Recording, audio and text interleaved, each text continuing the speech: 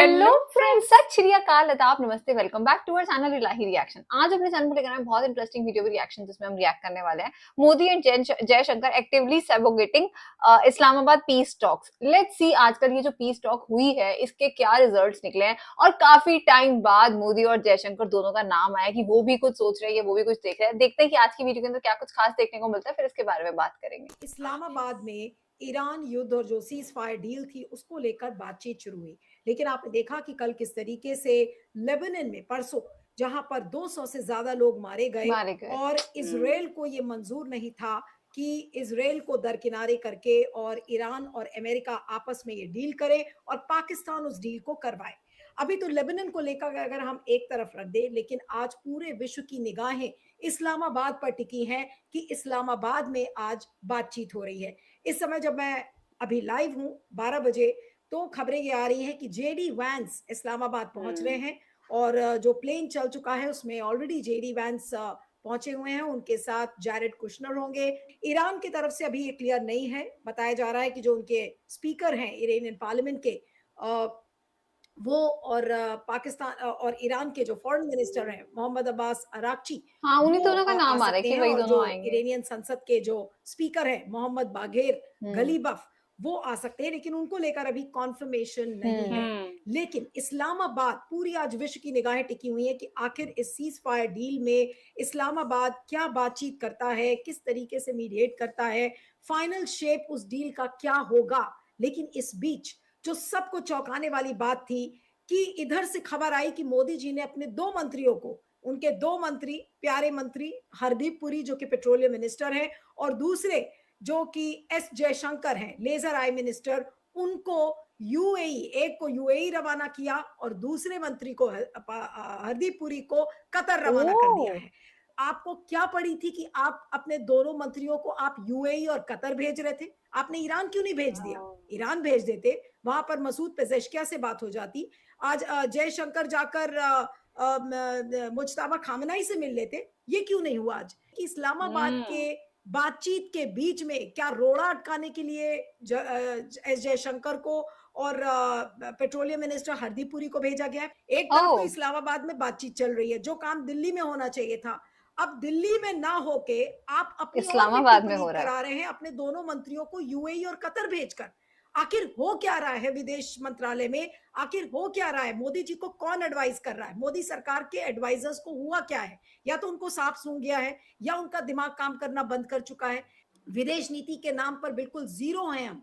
और इस बीच में इस तरीके की बेवकूफियां हम क्यों कर रहे हैं? इस्लामाबाद की इस बातचीत के बीच में आखिर ये जो दो धुरंधर मंत्री हैं मोदी जी के, पेट्रोलियम मिनिस्टर और एस जयशंकर, आखिर क्या ये कोई रोड़ा अटकाने के लिए चले गए हैं? ये तो कहने की बात है कि एनर्जी आउटरीच के लिए, लेकिन आज ऑप्टिक्स आप सोचिए कि इधर जेडी आई वैंस थिंक ये थोड़ा इस्लामाबाद में ओवर शहबाज होगा शरीफ, कहना कि आसिम कोई मुनीर, रोड़ा उनका हटकाने के यहाँ लिए। पर हम ऐसा तो पाकिस्तान वो की कुछ कर तरफदारी भी करने नहीं कुछ चले और गए भी सकते। थे। हो अभी सकता है। बहुत सारे हाँ, लोग ये कुछ कहेंगे और कि भी तो देखिए हो आप तो सकता है। पाकिस्तान की तरफदारी कर रहे हैं, लेकिन बात यह है कि जो आज बातचीत इस्लामाबाद में होनी चाहिए थी, जो बातचीत आज नई दिल्ली कर सकता था, आज यहाँ पर मोदी जी उसकी अगुवाई कर सकते थे, तो आज वो चीज इस्लामाबाद में होती हुई नजर आ रही है। और उसी के साइड बाय साइड ये एक साइड शो छोटा सा शुरू कर दिया भारत ने कि पेट्रोलियम मिनिस्टर और एस जयशंकर यूएई और कतर जाकर पहुंचे हुए।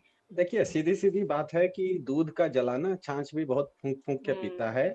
बीजेपी की विश्व गुरु पदवी जब से ईरान ने छीन लिया है ना, तब से ये बीजेपी ढपोड़ संकाई अब छोड़ दी है और अपनी रोजी-रोटी पर ध्यान देना शुरू कर दिया है। बमबारी रुकते ही मोदी सरकार के मंत्री मिजाज पुरसी करने के लिए फादरलैंड इज़राइल नहीं गए। मतलब फादरलैंड की लंका लग गई है, ये उनको एहसास हो गया है। उनको पता लग गया है कि इज़राइल इस पूरे मामले में भारत के लिए अप्रासंगिक है।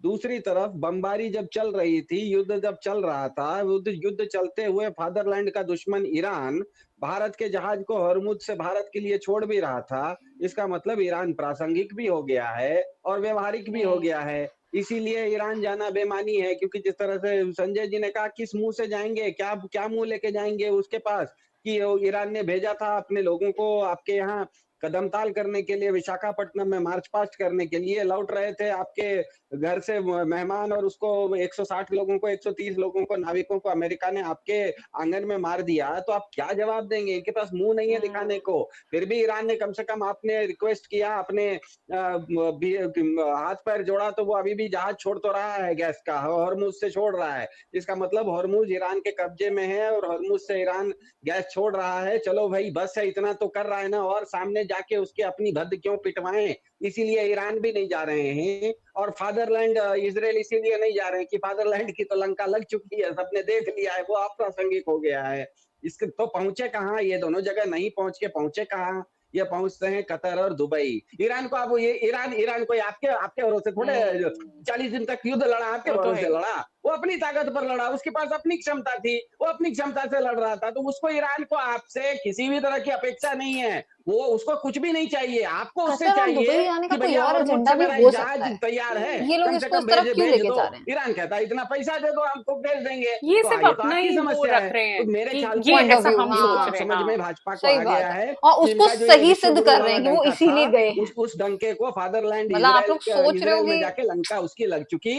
ईरान ने बढ़िया से सबको बढ़िया से रिपेयर कर दिया, सबका बढ़िया रिपेयर कर दिया है। इसीलिए अब ये थोड़ा अपना डपोड़ शंका ही रोक रहे हैं। इनको अब ये डर है कि कहीं अगर अगले एक आध महीने तक गैस नहीं आई, तो इस भारत के देश की जो 10 करोड़ घरों की महिलाएं हैं, वो कहीं सड़क पर नहीं आ जाए। इसके आई थिंक कारण ये टेंशन तो पाकिस्तान को गवर्नमेंट अपनी बहुत पहले वैश्विक से भी छवि ले रही सुधारने, होगी। इतिहास जरूरी को नहीं साफ है कि करने आज का एक पैचअप अवसर के मिला बाद हो है। रहा है। अब तीसरे पक्षों के जरिए अमेरिका, चीन, इन तीनों इन दोनों तीसरे पक्षों के जरिए भारत के साथ महत्वपूर्ण द्विपक्षीय मामलों में पाकिस्तान 100% दबाव डालेगा हम पे, भारत पे, और भारत पाकिस्तान के हर मामले को वो अंतरराष्ट्रीयकरण करवाएंगे। 2014 से पहले आपको नीलू जी याद होगा कि हमारी तुलना मतलब चीन के साथ की जा रही थी, और एशिया में अमेरिका का एक अपूरणीय साझेदार थे हम लोग। साथ ही साथ चीन और रूस के साथ संबंध हमारे अच्छे थे। आज पाकिस्तान ने वो जगह ले रही है। हाँ, मेन हमारे विदेश एक्चुअली मंत्री को प्रॉब्लम यहीं राष्ट्रपति पे हो ट्रंप मिलते ही नहीं है, लेकिन पाकिस्तान के असीम मुनीर को गवर्नमेंट ने व्हाइट कोई हाउस जवाब नहीं में दिया, ये तामझाम से दिक्कत मिलते नहीं हैं। है। अमेरिका ने ये इंडिया को पाकिस्तान ने अपनी जो जवाब नेशनल कैसे दे सिक्योरिटी दिया? स्ट्रैटेजी है व्हाइट हाउस की, उसमें डाउनग्रेड करके एक लाइन लिखी है इंडिया के बारे में, और पाकिस्तान को उसके विपरीत UNSC, United nation security council के काउंटर टेररिज्म कमेटी और तालिबान सैंक्शंस कमेटी में प्रेसिडेंट और वाइस प्रेसिडेंट प्रथम पदवी दी है। ऑपरेशन सिंदूर के बाद सिर्फ 60 देशों ने भारत के साथ हमदर्दी जताई कि आपके ऊपर आतंकवादी हमला हुआ, लेकिन लगभग किसी भी देश ने पाकिस्तान की निंदा नहीं की। मालदीव्स ने उसके साथ, और ये सब मोदी जी के कारण है, मोदी जी की फॉरेन पॉलिसी जो मोदी डॉक्ट्रिन है, इसके कारण है। मालदीव्स ने इंडिया आउट अभियान चलाया और चीन से हाथ मिला लिया। बांग्लादेश ने भी चीन और पाकिस्तान के साथ हाथ मिला लिया। रूस, जो भारत का सबसे पुराना स्ट्रेटेजिक पार्टनर है और जिसने लगातार यूएन सिक्योरिटी काउंसिल में हमारी मदद की है वीटो के साथ, वो आज हमसे खफा है और पाकिस्तान के साथ एक सिक्योरिटी अलायंस बना रहा है। ये प्रधानमंत्री मोदी द्वारा क्षमता के बजाय पक्षपात को, राष्ट्रीय हित के बजाय घरेलू राजनीति को, और वास्तविकता के बजाय दिखावटी विदेश नीति को प्राथमिकता देने का सीधा परिणाम है। अब पछताए होत क्या जब चिड़िया चुग गई खेत, एक कहावत है। अब हम पहले तो कर नहीं पाए, अब हम पछता कैसे रहे, और वो भी हम एक बैंडेड एक ट्रीटमेंट कर रहे हैं क्या, कि हमने अपने दोनों मंत्रियों को उठा के भेज दिया है। मंत्री गए किस लिए हैं आखिर? आज उनको देख के भी लोग बोलेंगे कि अरे इस्लामाबाद की बीच की एक तो पछता रहे हैं और वो भी नेशनल टीवी पे दिखा रहे हैं। इस तरीके की बातें नहीं होगी। बहुत समय पहले मोहन भागवत साहब ने कहा था कि पाकिस्तान हमारा सहोदर है। तो भाई इस हिसाब से अगर हम देखें तो हमारे चाचा जी क्या हो रही है ना बातचीत, तो हमें क्या परेशान होने की जरूरत है?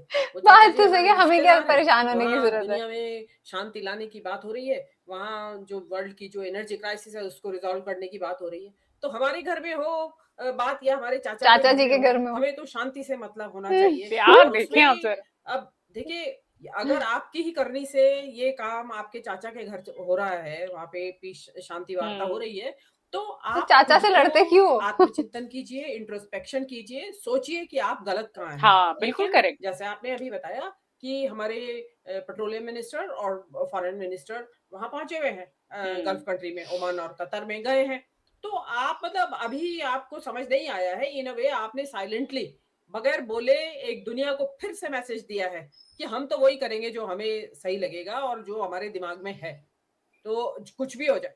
तो उनके ऊपर हम और आप बोल रहे हैं, और बहुत जो लोग जो इस देश का भला चाहते हैं, और हम चाहते हैं कि हमारा जो विश्व गुरु की जो असली छवि होनी चाहिए थी, वो था मौका कि आज बताने का कि हम भी कुछ इस खित्ते में कुछ कर सकते हैं, वो हमने पूरी तरह गंवा दिया है। अब उसको मोदी जी की पता है क्या आदत है, जैसे जैसे वो टनल में हाथ हिलाते हैं ना, खाली टनल, बिल्कुल खाली टनल है, कोई नहीं है वहां, और हाथ हिला के वो बताते हैं, पब्लिक को बताते हैं या अपने जो अंधभक्त हैं उनको, कि हाँ भाई देखो यहाँ साथ चारों तरफ भीड़ खड़ी है और मैं यहाँ पे ओह हाथ हिला माय रहा हूँ। गॉड। तो उनकी पब्लिक को बड़ा वो बड़ी उनको बड़ा उत्साह उत्तेजना आ जाती है, अरे मोदी जी देखो जीप के ऊपर चढ़े हुए हाथ हिला रहे हैं, पब्लिक देखिए टनल में भी पहुंची हुई है वहां पे, जबकि वहां कोई होता नहीं है। तो इसी तरीके का मैं मानती हूँ ऐसा, कि एक ऐसा ऑप्टिक्स क्रिएट करने के लिए कि देखिए उनके भक्तों में ये मैसेज भेजा जा रहा होगा कि देखिए मोदी जी ने अपनी तरफ से सरकाज़म वे प्रयास में चालू उन्होंने कर बहुत दिए बड़ी हैं बात कह दी कि है। बहुत इधर कुछ अगर बोल दिया। पाकिस्तान की हाँ। वार्ता फेल होती है, जैसा कि वो मानते हैं कि होगी फेल,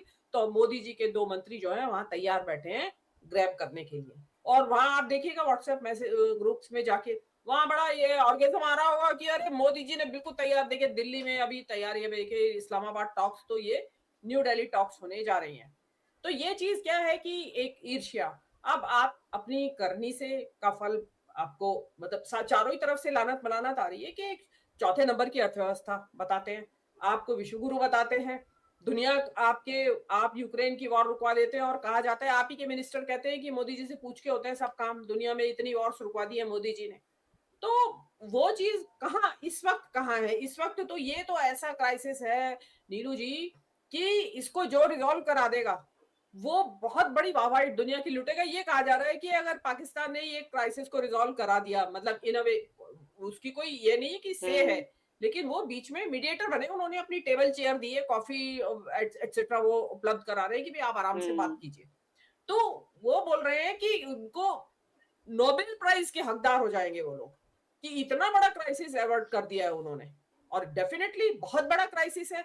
आप ये देखिए ना कि इतनी त्राही त्राही मची हुई है। और रही बात आपके कि तेल लेने गए हैं कतर से और ओमान से, ले भेज देंगे कतर और ओमान तो तेल, लेकिन हॉर्मुज से आएगा जब ना, आपको आपका हॉर्मुज से जब वो खोलेगा तभी ना। और आप जो जिस तरीके का आपने इस टाइम पे भेज के वहां पे ये एक ऑप्टिक्स क्रिएट करने के लिए कि हमारे लोग भी गए हुए हैं इस जो गल्फ की जो क्राइसिस है उसके लिए। और रही बात तो वहां ईरान के प्रतिनिधिमंडल या उनके आने की, तो मैं दर्शकों को जानकारी के लिए बता दूं कि कोई भी मिस इन्फॉर्मेशन फैलाने से फायदा नहीं है। अब पाकिस्तान तो लूट रहा है हेडलाइंस, वहां पे ईरान का प्रतिनिधिमंडल पहुंच चुका है। मैंने या पाकिस्तान के बड़े सीनियर जर्नलिस्ट अफसर आलम को सुना है, उन्होंने बताया है कि इवन पाकिस्तान ने अपने ये फाइटर नीचे जेट्स प्रोफेसर और आफ्ताब एवैक्स सो रहे हैं। वहां भेजे ईरान, और वो उनको एस्कॉर्ट करके, बिल्कुल हिल ईरान ही से नहीं ही रहे। एस्कॉर्ट करके, और वो मे सिक्योरिटी भी कुछ नहीं, लिख रहे हैं। हाँ, हमें इस्लामाबाद में उनको लैंड करा दिया है। वो ईरान का डेलीगेशन पहुंच चुका है, किसी गलतफहमी में ना रहे।